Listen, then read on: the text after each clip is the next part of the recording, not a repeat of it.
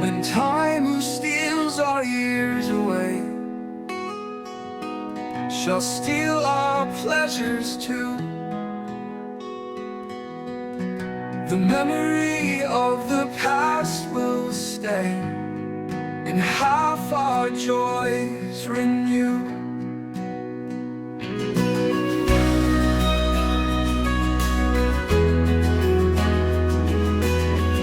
Hello and welcome to Irregular Odes on YouTube. Firstly, the pictures on the screen are from Ålesund in Norway. They're from my archives, which I'm slowly putting together at carearwen.org.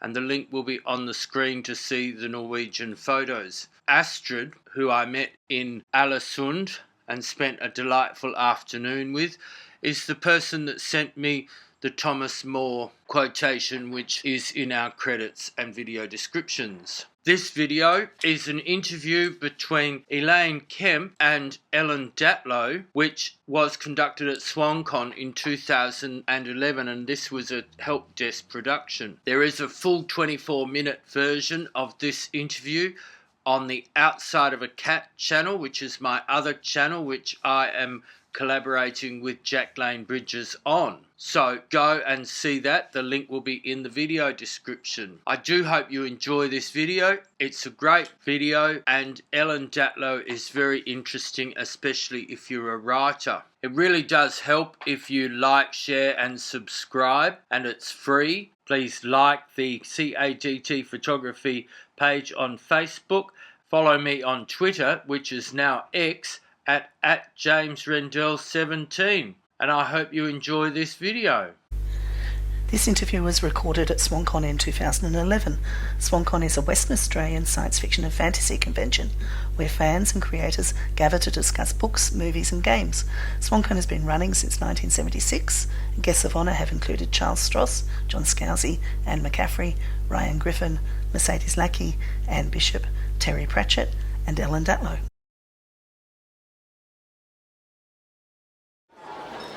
Hi, I'm Elaine Kemp and I'm speaking with Ellen Datlow from New York, former fiction editor with Omni magazine, yes. World-renowned editor of anthologies, editor of Year's Best Fantasy and Horror. And Best Horror. And Best Horror. Yes. And it's absolutely delightful to speak with you again, Ellen. Thank you. I'm back, basically your endangered species. Yes. Because I'm one of the few editors left who edits short stories exclusively.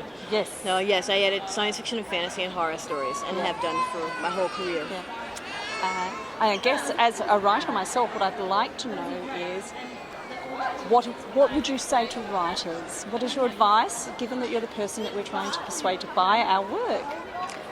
Be persistent. Yeah. Keep sending things out. Rewrite. First of all, don't ever send out a first draft. Yeah. You have to figure out when you're done with your story. I mean, either if you have a writing group, go over it with them, or just when you're sure that you're ready to send it out, send it out. Don't just wait to get an answer about that one story. Immediately write another story. I mean, it could take months for you to get a response. Yeah. And also, don't give up. I mean, if someone rejects you, send it to the next market. Always start from the top market. Yep. I mean, a lot of people are saying, "Oh, I want to get published, so I'll do it at the bottom market where I know they'll take my work." That's not how you do it. Always start the top-paying market and work down. It does not hurt you to try the top market. Yes. Okay, so never send your first draft, and don't be such a perfectionist that you never send a story out. Exactly, yes. So that has to be somewhere in the middle. Yes. Yeah. And you're not a writer unless you write. So, Yes. If you say, "Oh, I'm going to write this when I have time," "Oh, I write 5 minutes a week or something," that's not writing. You have to write every day, even if it's just a couple of hundred words. Okay, and for you as an editor, what are you looking for in work? It depends on the project I'm working on. For Best of the Year, I'm reading all the stories that have been published in that particular year. So that's an enormous task. Yes, it is. I try to read all the horror I can find in every venue, collections, mainstream collections, anthologies, magazines, literary magazines. If I know about it, I will read it. Sometimes it's hard to find out where the literary magazines are or if there are horror stories in them. But that process is a process of elimination, because I'll read and reread and reread and reread a story and end up with 140,000 words. I can only have a limited amount in the book. I'll make a notation as I read a story and to go back to it, that, I like the story and I'll go back to it. And then at the end of the process, I have to read and reread and get it down to 140,000 words. For any other kind of project, an original anthology, first of all, I go to writers who I've worked with, writers whose work I'm familiar with, and who might fit the theme if it's a theme anthology. Yep. And I'm looking for interesting voices, an interesting take on a theme. I will never say that, don't ever send me a vampire story. Of course, don't send me a vampire story if I'm editing a zombie anthology. No. Unless they're vampire zombies? Possibly.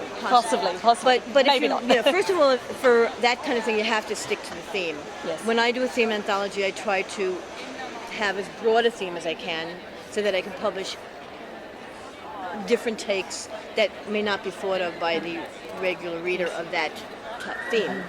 And I'm just looking for stories that pop at me, stories that I think are more than mediocre. I mean, most submissions from people who aren't used to being published and who are just starting out are not that interesting, because they think they're doing something new and they're not. So they haven't read enough? Possibly, and maybe they just haven't written enough. Yes. But yeah, I mean, the thing is, you can't only read in your genre. You have to read outside your genre. You have to be aware of what's going on, read nonfiction, read all kinds of things, read short stories, read the people whose work you like, but don't emulate them. Try to eventually create your own voice, which means developing what do you want to write about. What matters to me as a writer. Yeah. Where is the narrative? Yeah, well, what's the point? Why am I writing this story? The worst thing is getting a story and saying, well, I don't know why the story was written. It's about nothing. Yeah. So, and that's kind of a nutshell. I mean, there's a lot more to it. There is a lot more. And what about the importance of attending conventions, for instance, and forming communities with other writers and editors? Community is important. I'm not sure conventions necessarily are, but with Facebook and LiveJournal and Twittering, individual communities of people who are interested in the same thing, you don't have to be there in person. If you can't afford to go to a convention, conventions can be expensive. Yes. But you can create communities online. I'm in several listservs of like-minded people, a ghost story community I'm on, either boards or listservs, which are mailing lists, Yahoo mailing groups. So community is helpful because it's helpful and it's harmful. If you're not careful, you can become totally ingrown. I mean, you should be aware that there are things outside your community, but it can be very supportive for writers, especially writers who live in isolated parts of a country. Yes. So, and I love conventions. I love meeting people who are readers. I love meeting writers. For me, it's an ongoing party with my friends who are writers and the editors and the agents and artists. It's like this huge moving party around the world. So I like conventions a lot, especially when someone pays my way to get here from a far part. Yeah. But they can be very useful. But you also have to be careful because you're meeting someone. If you're a new writer and you're meeting an editor, you could really screw up if you're really rude. Yes. I mean, that's the other thing. It's good to know what convention etiquette is, how to approach an editor. Like, you don't come over to an editor and say, "Hey, will you read my story?" It's like, please go away. Yes. No, I will not read your story. Editors never take manuscripts with them, right? Right, exactly. There are some excellent writing workshops for new writers. There's the Clarion workshop. Yeah, you spoke to Carol earlier, Carol Wells, about going to Clarion. Mm-hmm. Yes. It's the oldest workshop, I think, and there's a Clarion West in Seattle, in New York, in the United States, and there's Clarion San Diego now, and there was Clarion South for a few years in Brisbane, which right now is on hiatus. And it can be very useful. It's like 17 writers it's a 6-week intensive program. Each week is a different writer, and the fourth or fifth week you have an editor. And each week the participants have to write a new story and they critique each other. Yeah. And it can be a very intense experience and a really good bonding experience. But it can be useful. It can be useful to make connections. But a lot of people can't afford that. But you can create your own local writers groups in your own city, and that's it doesn't cost anything to do that, and it's very useful. Thank you very much for spending time with us, and it's welcome. Wonderful to see you back in Australia. It's a pleasure to be here. I can't wait to come back. Thank you.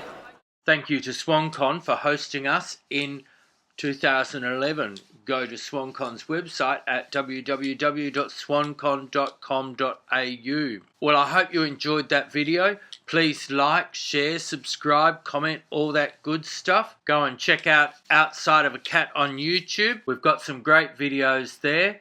And I'll see you next time. Bye-bye. When time steals our years away, shall steal our pleasures too.